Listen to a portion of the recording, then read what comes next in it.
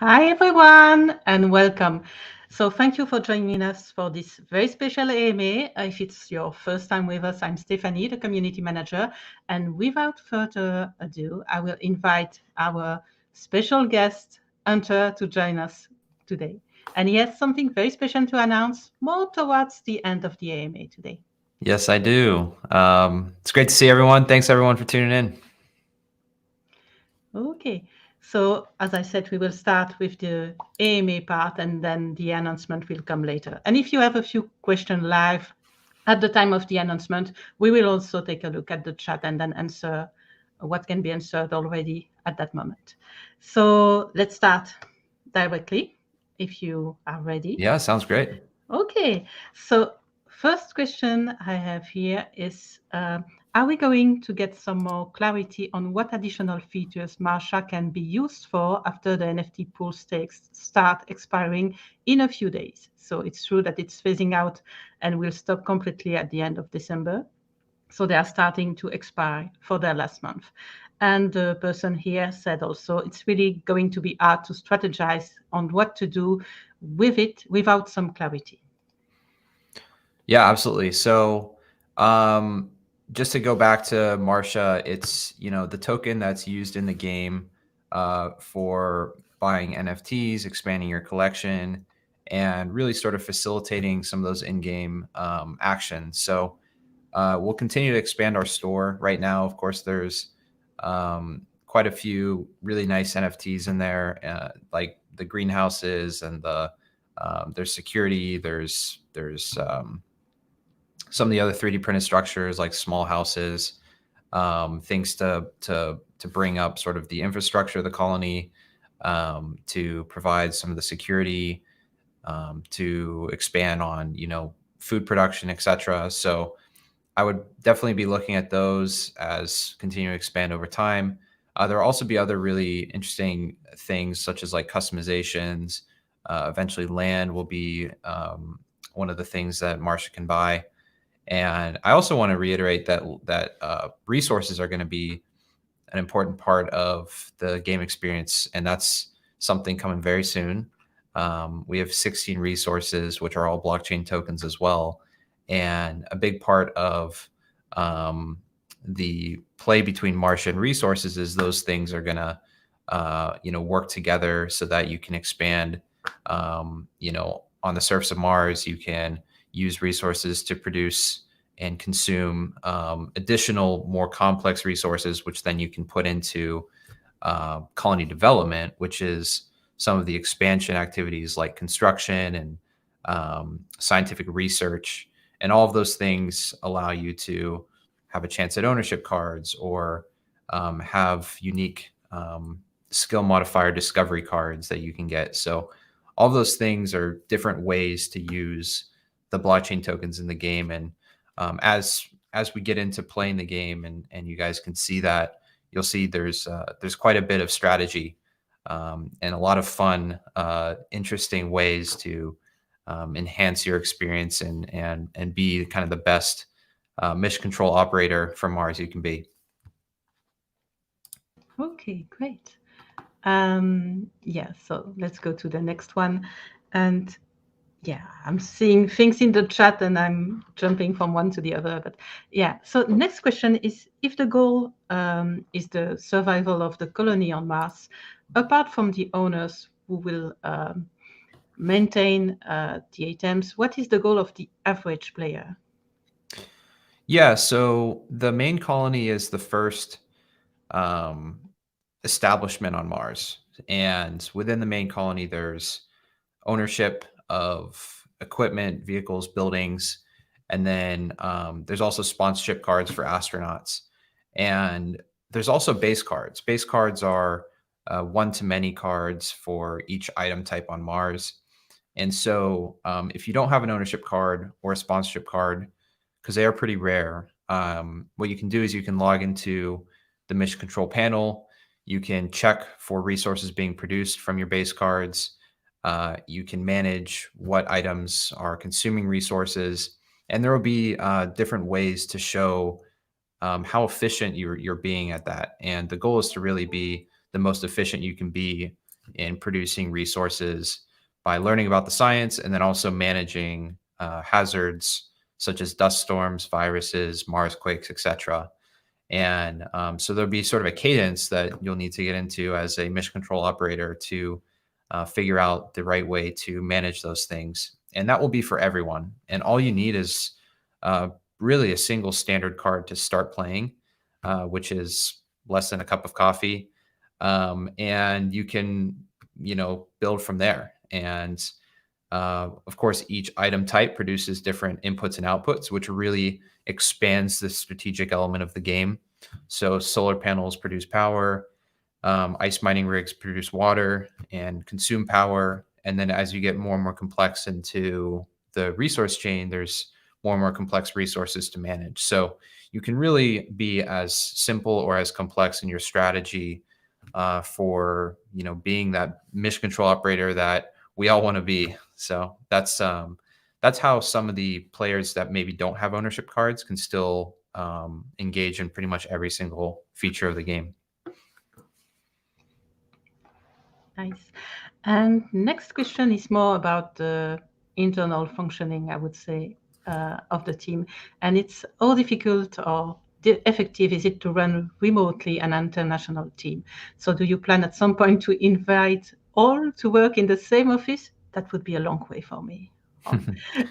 Yeah, and I think that's a good point, right? Like we've taken the approach of hiring the best people around the world. So the we have people that are from I think over 10 countries on the team represented, which is amazing. And I think it adds to sort of the diverse element of thinking and ideas.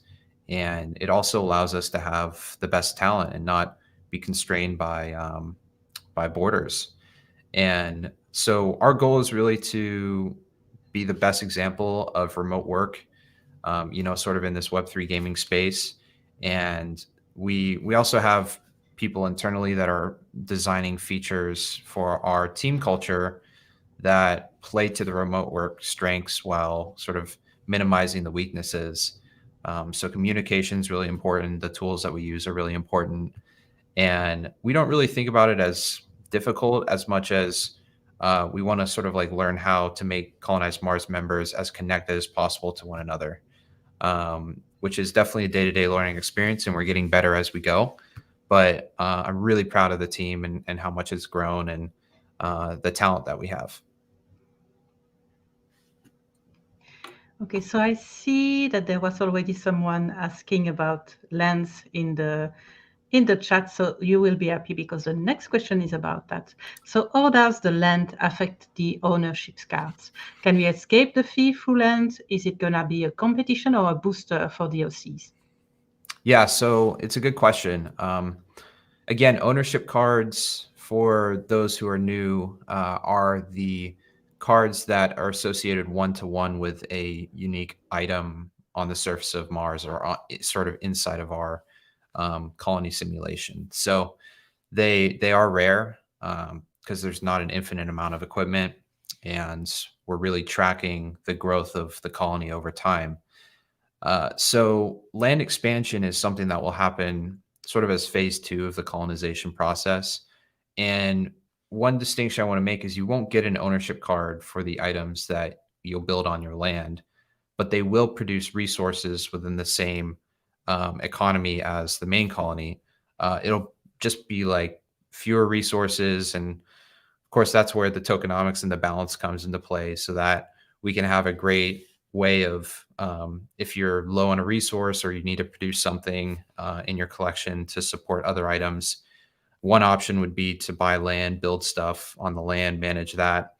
And one of the cool things with land is it's going to be sort of you can do what you want there. You can design and build, an outpost and grow that exactly how you want.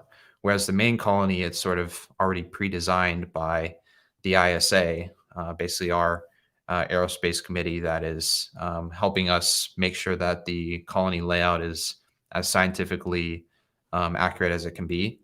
But we want to sort of put some of that power in the players' hands as time goes on and have them figure out ways to utilize the equipment and we might find, I think, some innovations there, some creativity there, and I think that's really healthy and that's really fun. So yeah, think of ownership cards as main colony specific, and they'll continue to be very important in resource production, in managing the main colony. And then when land comes along, it's sort of like an expansion to the game, and it's a different way to produce resources and manage different equipment.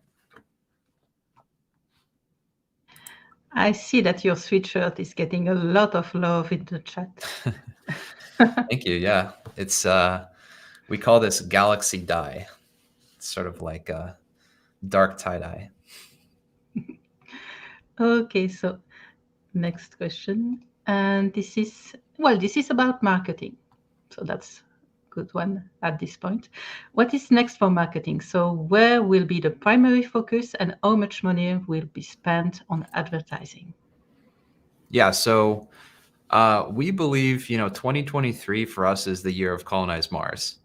And so we're increasing our marketing activity, but not through like sheer dollars spent on awareness. Our focus is kind of strategic on community adoption and, not just simply throwing money at an engagement funnel. So our goal is to really increase volume and engagement.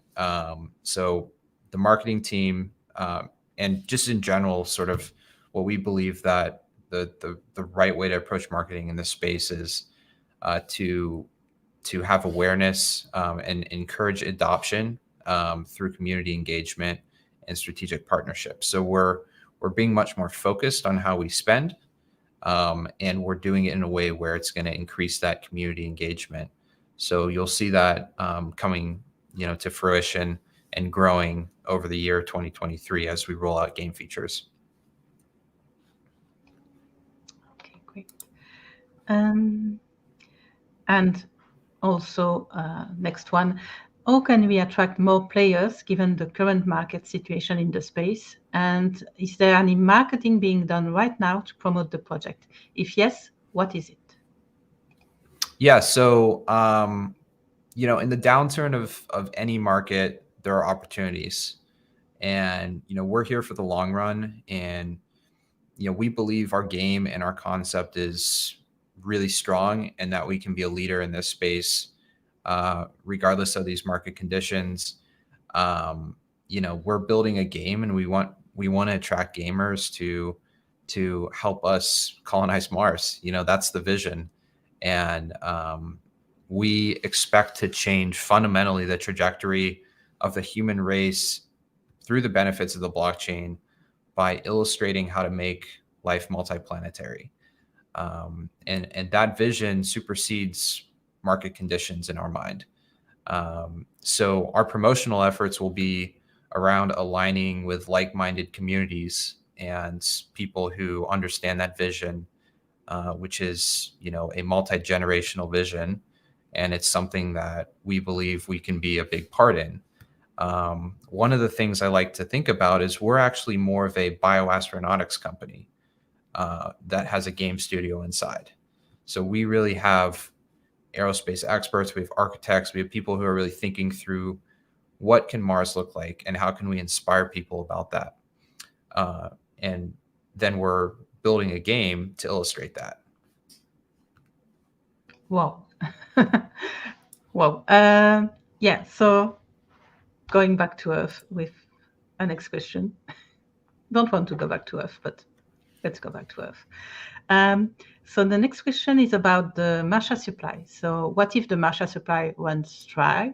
What will be the use of the NFTs in that case? And would they become obsolete? What would be their use cases? So NFTs are the game pieces for the colony. So there's a constant circulation of resource tokens and Masha that will always be part of the circulating sort of economy on Mars. So to sort of answer the specific question about Masha running dry, that's not going to happen. It's because the way that Masha is released is it's a percentage of supply. So it goes down over time, but we've designed it in a way where that taper is manageable as we grow our audience, but it's never going to run out. We do currently burn portions of Marcia to reduce the supply, but that's going to stop after a certain point as well. And no additional Marcia can be minted, so it's a deflationary token. And the NFTs will always have a use case in the game for managing resources, for expanding, your achievements, for leveling up, for all of the land features as well. So, that's why it's going to be continuing as the game grows. It's going to be a fundamental part of that economy. Okay, so maybe a little jump to a question we had earlier in the chat about the sale of land, asking if they will be limited to some people or if it's open. I see an answer. Maybe you want to give it here. Some member of the team just sent a cheat answer in the private chat. Do I read it or do you explain maybe? Yeah, I mean, the plan is that land would be open to everyone. And we're still working through those details, but, it should be possible for you to buy land and participate in that expansion when the time comes. There's a couple things we need to do before we get to land, such as building the rest of the main colony out, releasing the resource engine and the hazard system and all of those things, which are significant development engineering efforts to stand up sort of a full economic system. And that's really been our focus. And once these things are in place, once they're stabilized and people are enjoying that piece of the game, then we'll look at expanding to land. But yeah, we want to make sure that we get our priorities and check those fundamental game play pieces off before we get into land. Okay. So next question is, I understand the stress currently in the field, and the question is, how much are you protected from eventual further market crash, and what are you going to do to be on a safe spot? Yeah, so 2023 is a year of building for us, of strengthening our community.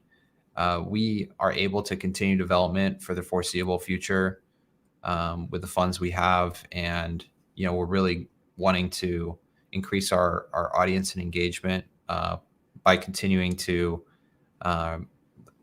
release gameplay features. Obviously, we're wanting, as we've spoken about in multiple AMAs, we have some really interesting stuff coming up, and also the things that we are about to release with resources, etc., is also going to be really fun. So those will be the focuses for us, and I think that that's the healthiest way for us to grow. Yes. Surely and safely. Okay. Next question is about, yes, I will read the text. So I have two related questions. First, in terms of game studio type, indie, AAA, I would like to know how you consider yourself now and if this can evolve in the future. And second, as a game development studio, do you have any ideas for a name brand for it other than Colonize Mars? Yeah, so as I talked about before, I see this company as more of like a bioastronautics company. We do have some skill and talent in that area, and the ultimate vision is in that direction. So, the name might evolve over time to reflect that, but we are a game studio within that, and the game studio is something we can also explore. But yeah, the game is Colonize Mars. That's what the game's all about. And what's interesting, I think, is that this concept has never really been done before. Having sort of an aerospace bioastronautics company that has a game studio inside. And, it hasn't been done before, but we believe that in sort of the power of gamers to democratize the space industry. It's traditionally a very insulated industry, and we think that through the power of gaming and innovating through the simulation we're building and figuring out ways to manage a Martian economy and expand humanity across Mars using realistic technology, we can actually make a pretty big dent in an industry that's traditionally been pretty closed off. Well, yes, if I do not reactivate my mic, it will not work. Okay, so yeah, so next question is about, it's one of the new features that has been added recently. And the question is, know that the supporter data is available for downloads in CSV format. Could you please share your current vision of Colonize Mars communities? In your opinion, are communities something more than just a promotion vehicle for individual ownerships or sponsorship cards? Thanks.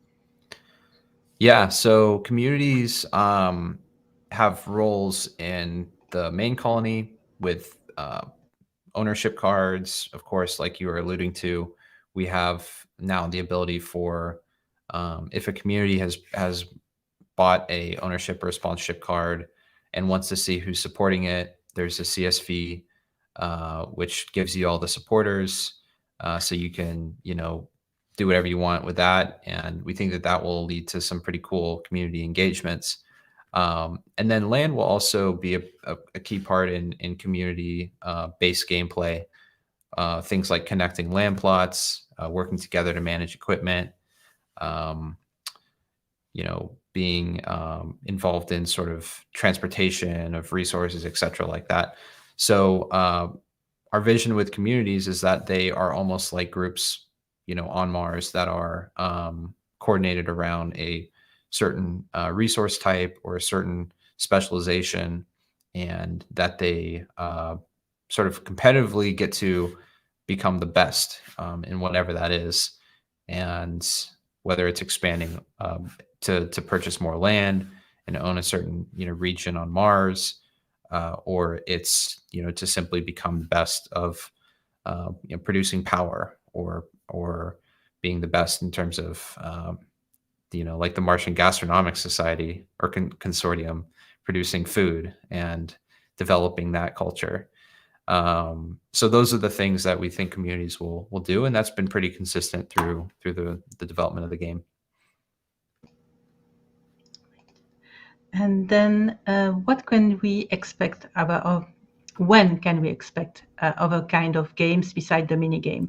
Or when, in your estimation, can we interact more with Mars and the colony site?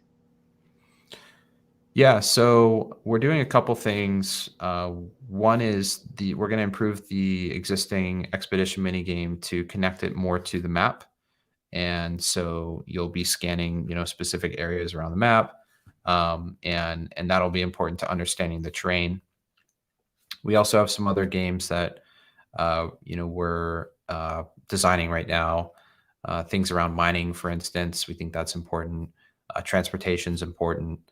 So there will be more minute-to-minute interaction between resource production and hazard effects.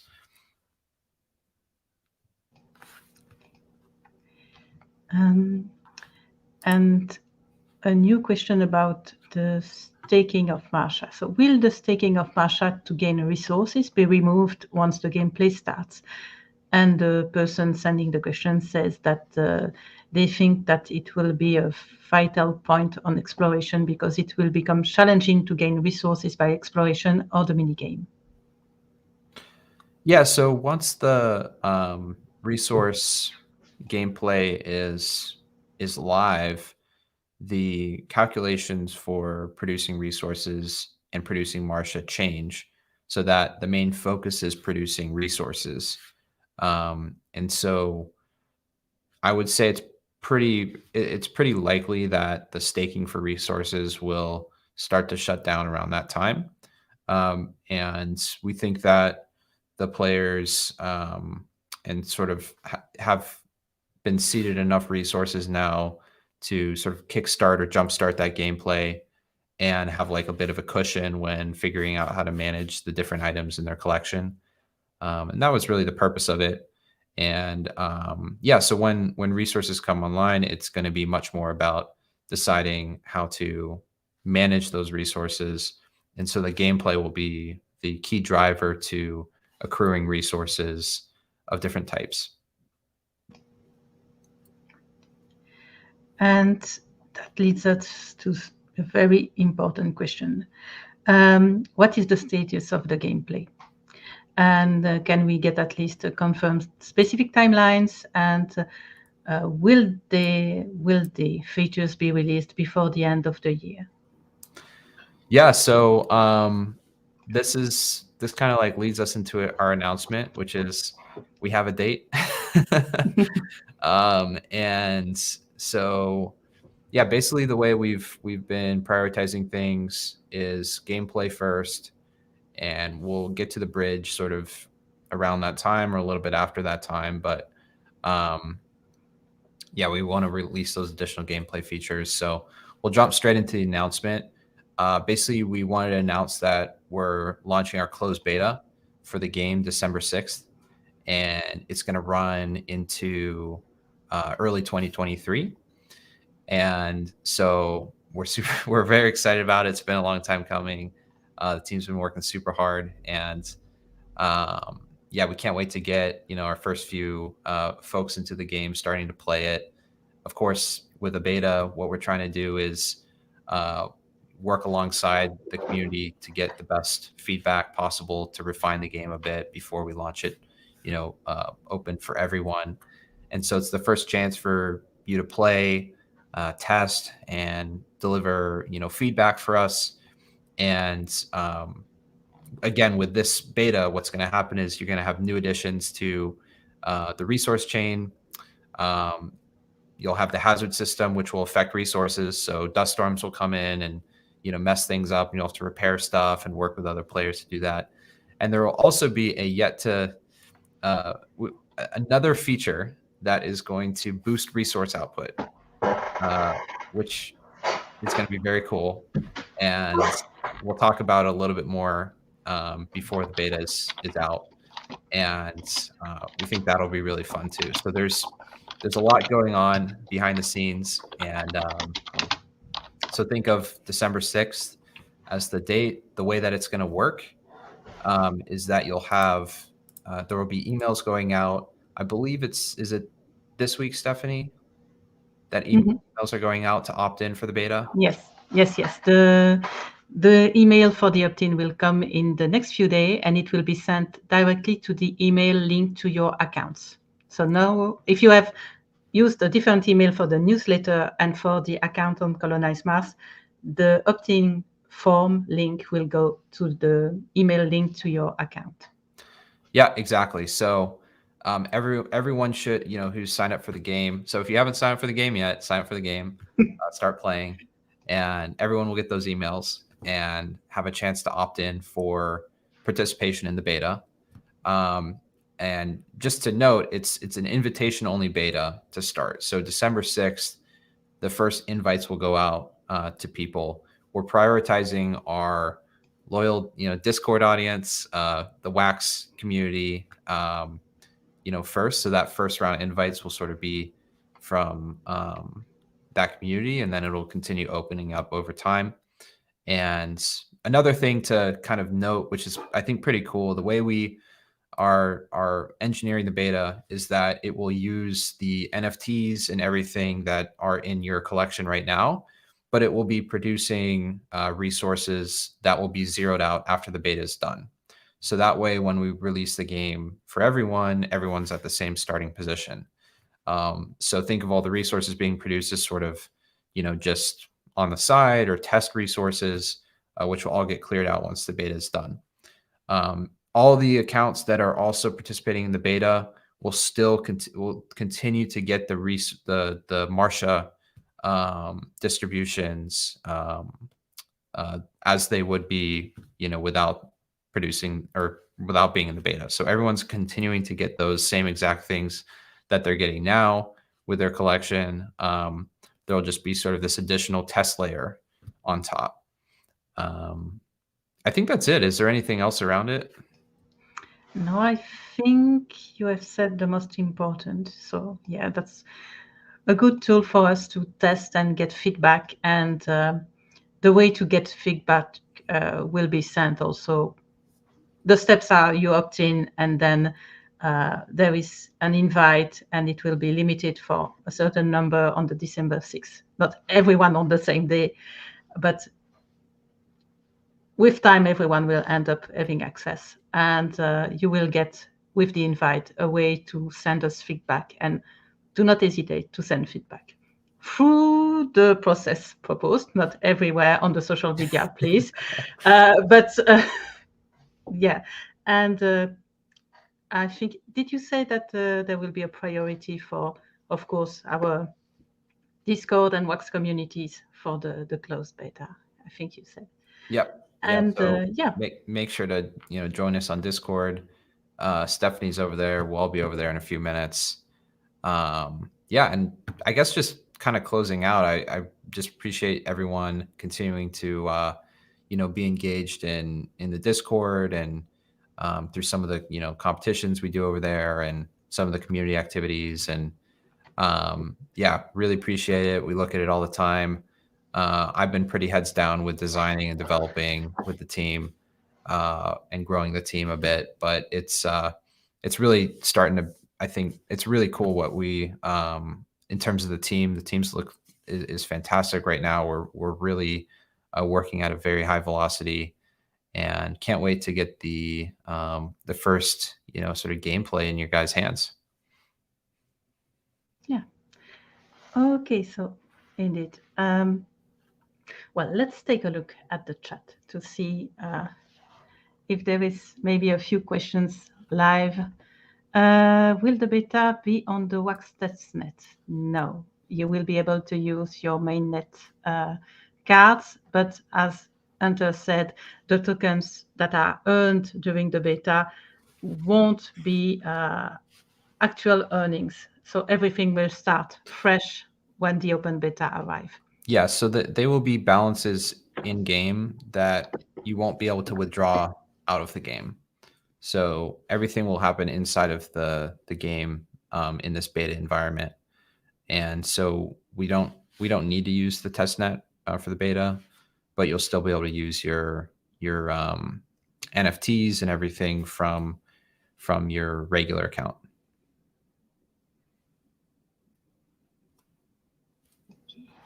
Oops. Sorry, I have a little distraction here. So some people asked, hey, look. Oh, okay. So you've seen her now. So I hope everyone is happy about that. And let's see if there is a few other questions.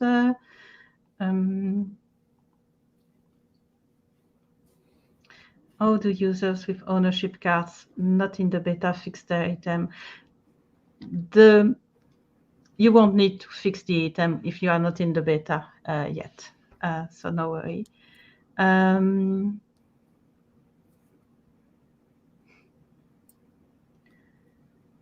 Merchandising, not yet, I think. But merch available? Yeah, yeah, maybe when the game launches, we'll start opening it up for people. But let us know. I mean, if people really want merch, maybe we can do something about it. How long will the beta? Yeah, that will go at least until the beginning of next year, I guess. And yeah, same question. Yeah, I think if you have other questions. Yeah. Do we escape ownership card fees when we use land to build? So yes, in a way. So ownership cards are going to be a NFT type just for the main colony. So when you go on land, and let's say you build, uh, you build an ice mining rig on land, you'll still be producing water from that land. You won't need to pay any fees for producing that water on that land, like if you would if you're in the main colony, where you might have base cards supporting an ice mining rig in the main colony, where you need to pay a certain Masha fee to the owner for using that. But the ice mining rig on the land, there's a certain equation we're using to calculate resources for land, which is different than the main colony, primarily so that the economy can stay balanced. And so that's obviously a key part of what we're making sure the virtual economy can do. And so we'll release all that stuff as we get a little bit closer to that. Yeah. I see one interesting question here too, asking if there will be NDA during the beta or if the testers are allowed to stream about it. I guess they will be allowed to stream. Yeah, I believe so. We'll outline all the details in our email about the process. Mm-hmm. And let's just really go through this. Will the full game be played on browser or will have a download annex? It will be on browser. Yeah, like being a browser game, we think is pretty important because it creates fewer barriers to entry in playing the game, and it's it's a strategy game, so a lot of the fun comes from anticipating events on Mars and efficiently managing items and producing resources, and sort of building the right collection for what you want to do. And that third feature, the beta, that I really want to talk about, but I'm not going to, is a key part of your motivation on what you want to produce and how you want to produce it, because it will lead to some pretty interesting things that yeah. So we'll get to that at some point pretty soon. But yeah, the browser based game I think is important for the Web3 community, just because it is such an instantaneous way to just get straight to playing the game. You connect your wallet, you sign up, you're in, rather than you need to download something, which is a barrier to entry that we don't really want to introduce right now. So I think, I see still two things. So Manja, the question about the astronauts. Astronauts are valuable because, that's my point of view. But if we send people to Mars, it's for there to be people. So they have a value. They are the whole reason to have a colony, I guess. Maybe Hunter can elaborate more on the value of astronauts and why you should have them in your collection, probably. So astronauts are critical in producing resources that allow you to, like, some of the end of chain resources like data, fuel, and construction. Astronauts are an important part in that middle of the road sort of resource production. There's some very unique resources that astronauts produce, such as the labor which is required for those more complex items in the resource chain. And then there will also be some other reasons why you want to use astronauts, but those will be weighed against other piece of equipment. So it's really, I think of it more about what kind of interests you the most, and what sort of resources and management activities are you most interested in, just in general, for Mars. And there will be benefits for choosing that path. And so astronauts will be one, power production might be another. Water production might be another. Construction might be another. And of course, just the default end of resource chain. Colony development activities are also another reason why data construction and you know, I'm blanking on the third right now, fuel are important, but that's not the only goal that people will have when playing the game. Yeah. So yeah, I don't know if you see other questions that you would like maybe to answer in the chat. Yeah. Will the game be in the metaverse? Not that I know of. Maybe one day. I mean, maybe one day. Yeah, and robots matter more than astronauts. Okay, Japat, that's one opinion. I have another one. Robots matter more than astronauts. I actually think astronauts are able to complete activities around Mars a lot faster than robots in many cases. But of course, there's reasons to have robots there as well. In scouting scenarios, of course, we have our scouting drone. I think we previewed our scouting robot, which is something that walks across the ground and has a little bit more of that scanning ability. So yeah, it's a combination of both on Mars, we think. Great.